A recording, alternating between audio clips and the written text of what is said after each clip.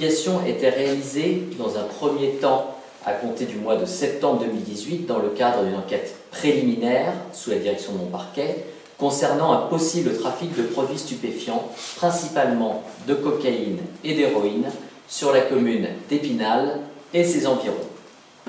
Une information judiciaire était ouverte en décembre 2018 et le juge d'instruction confiait le soin des investigations sur commission rogatoire au commissariat de police d'Épinal.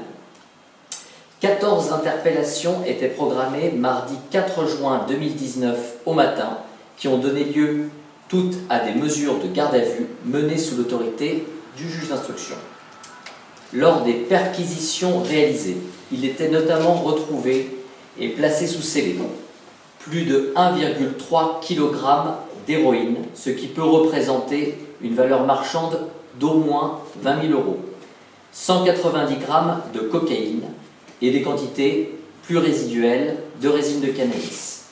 Des sommes en numéraire pouvant correspondre aux fruits du trafic étaient également saisies.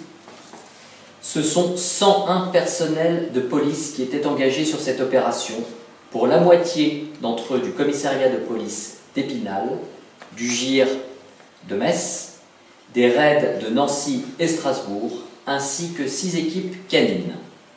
L'ensemble des personnes gardées à vue ont été présentées à l'issue de la garde à vue au juge d'instruction qui les a toutes mises en examen des chefs de trafic de produits stupéfiants, c'est-à-dire hors possession, usage de produits stupéfiants et association de malfaiteurs.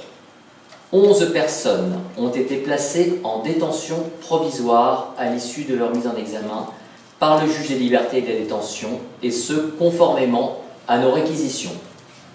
Ces mesures de placement en détention provisoire ont notamment été ordonnées pour mettre fin au trafic et prévenir tout renouvellement de ces infractions, notamment au regard des antécédents judiciaires de nombre d'entre eux.